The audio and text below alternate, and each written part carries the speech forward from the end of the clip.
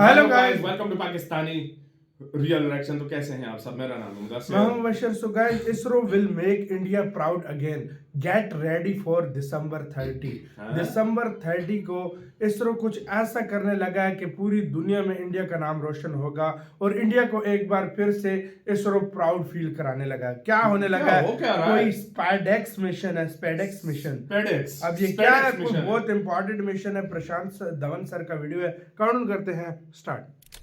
स्पैडेक्स।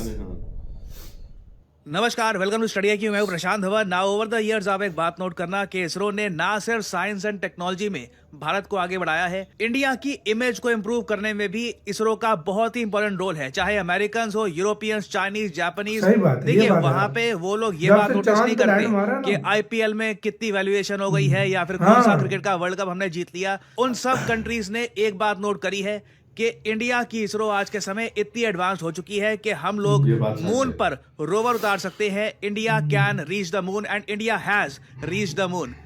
आप सबको याद होगा वो दिन जब इंडिया ने रोवर उतारा था मून के सरफेस पर।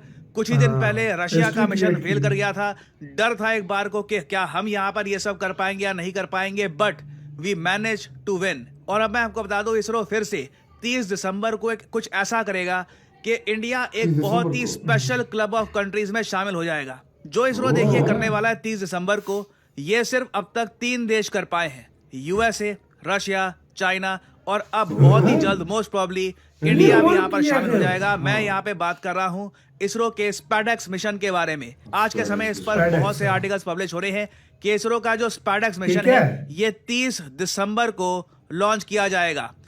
इस मिशन से इसरो दुनिया को ये दिखा देगा कि भारत एक नए युग की तरफ बढ़ने वाला है और आने वाले कुछ सालों में जिस तरीके से इंटरनेशनल स्पेस स्टेशन है, चाइना का खुद का स्पेस स्टेशन है, भारत का भी एक स्पेस स्टेशन बन जाएगा और इंडिया के पास ये स्टेशन बनाने की प्रॉपर टेक्नोलॉजी अब आ चुकी है and this technology is developed in India. और इसरो देखिए अपनी तरफ से तैयार है। यहाँ पे आप देख पाओगे सोशल मीडिया पे इसरो ने लगातार ये पोस्ट करनी स्टार्ट कर दी है और ये क्या भव्य नजारा है। श्री हरिकोटा का नजारा यहाँ पे आप देख सकते हैं और ये यहाँ पे है PSLV C60। यही वो रॉकेट है जो भारत का स्पैडेक्स मिशन कंप्लीट करवाएगा। अब यहाँ पे आप कहोगे स्पैडेक्स मिशन, इसमें ऐसा क्या है कि अब तक बस US, रशिया, चाइना ही ये कर पाए हैं और इंडिया चौथा देश बन जाएगा ये करने वाला। What is so special in this? समझाता हूँ आपको बहुत ही सिंपल लैंग्वेज में। अब देखो, हम ह्यूमन बीइंग्स ने ओवर द ईयर्स बहुत कुछ बनाया है। ताजमहल बनाया है, ग्रेट वॉल ऑफ चाइना है, आईफल टावर, बहुत सारी आइकॉनिक चीजें दुनिया भर में आपको दिख जाएंगी। पेंटागन भी है, बहुत कुछ है। मगर मैं आपसे अगर पूछूं कि दुनिया में अब तक सबसे एक्सपेंसिव चीज ह्यूमन बीइंग्स ने क्या बनाई है, तो देखिए इसका आंसर होगा the international space station. International space station की आपने फोटोज काफी बार देखी होगी। ये स्पेस स्टेशन को बनाने में ना टोटल खर्चा आया $100 बिलियन का। The most expensive thing, Guinness book of world records में ये बात मेंशन्ड है, the most expensive man made object ये है इंटरनेशनल स्पेस स्टेशन। और इसको बनाने में देखो बहुत बार डॉकिंग टेक्नोलॉजी का इस्तेमाल हुआ था।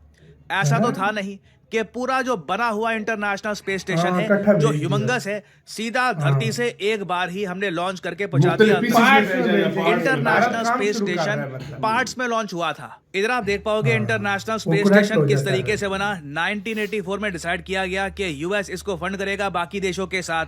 पहला पार्ट इंटरनेशनल स्पेस स्टेशन का लॉन्च हुआ नवंबर 1998 में। फिर अगले महीने एक और पार्ट, इवेंचुअली बहुत सारे और पार्ट्स जुड़ते गए और एक भव्य इंटरनेशनल स्पेस स्टेशन फाइनली बन के सामने आया। और ये ह्यूमन बीइंग्स कर पाए हैं डॉकिंग टेक्नोलॉजी की मदद से। देखिए, डॉकिंग का मतलब यही होता है जब आप separate free flying space vehicles को जोड़ते हैं। डॉकिंग बहुत इंपॉर्टेंट है अगर आपको कल को खुद का स्पेस स्टेशन बनाना है या फिर अंतरिक्ष में कुछ भी बड़ा बनाना है, भव्य बनाना है। वहां पे आप बेसिकली पार्ट्स को जोड़कर डॉकिंग का इस्तेमाल करके कुछ बड़ा बना सकते हैं। तो इसरो देखिए 30 दिसंबर को दुनिया को शोकेस करेगा कि भारत के पास भी ये टेक्नोलॉजी आ चुकी है। और ये आप कह लीजिए लिटरली एक एक्सपेरिमेंट है। ये एक स्पेस डॉकिंग एक्सपेरिमेंट है। भारत सरकार ने सैंक्शन किए हैं इसके लिए 124 करोड़, एक्चुअली आप कह सकते हैं 125 करोड़ रुपए के आसपास। कोई सस्ता एक्सपेरिमेंट नहीं है। ये टेक्नोलॉजी डेवलप करना काफी महंगा पड़ता है। और इंडिया यहाँ पर करेगा क्या कि हम लोग 30 दिसंबर को 2 सैटेलाइट्स लॉन्च करने वाले हैं। एक सैटेलाइट का नाम होगा चेसर और दूसरे का नाम होगा टारगेट। टारगेट अपनी जगह पे होगी और चेसर का काम ये होगा कि वो टारगेट के correct पास करेगा। जाकर टारगेट के साथ मर्ज कर जाए, वहां पर डॉकिंग टेक्नोलॉजी पूरी दुनिया को दिखाई के देखिए इस तरीके से, this is how India will build blocks in the space. इस तरीके से हम लोग अंतरिक्ष में बड़े स्ट्रक्चर्स इन द फ्यूचर बनाएंगे। इन दोनों सैटेलाइट्स का वेट होगा 400 kg और ये धरती के सरफेस से 700 किलोमीटर ऊपर ये स्पेडेक्स मिशन कंप्लीट किया जाएगा। और इसरो चीफ सोमनाथ साहब ने ये कहा है कि जो ये डॉकिंग एक्सपेरिमेंट है ये बहुत ज़्यादा इंपॉर्टेंट होगा चंद्रयान 4 मिशन के लिए। चंद्रयान 4 मिशन 2027-28 के आसपास हम लॉन्च करेंगे। चंद्रयान 4 में हमारी कोशिश ये होगी कि मून के जो सैंपल्स हैं ये वापस धरती पर हम लेकर आए। ये काम भी बहुत ही गिने चुने कंट्रीज कर चुके हैं कि मून के सैंपल्स वापस धरती पे लेके आना। इस लिस्ट में भी आप समझ सकते हैं यूएस है, रशिया है, चाइना है, इंडिया चौथा देश बन सकता है जो चंद्रयान 4 के अंडर मून के सैंपल्स, मून के पत्थर वापस धरती पे लेके आए जिसको हम स्टडी कर पाएंगे। और उसके अलावा फ्यूचर में अगर मैं बात करूं, अगर हमको भारतीय अंतरिक्ष स्टेशन बनाना है, इंडियन स्पेस स्टेशन, हमें गगनयान मिशन पे काम करना है, तो वहां पर भी स्पेस डॉकिंग टेक्नोलॉजी का यूज हो सकता है। तो देखिए ये जो आज के समय हम कर रहे हैं ना, ये मत समझिएगा कि 125 करोड़ रुपए खर्चे जा रहे हैं एक एक्सपेरिमेंट पर।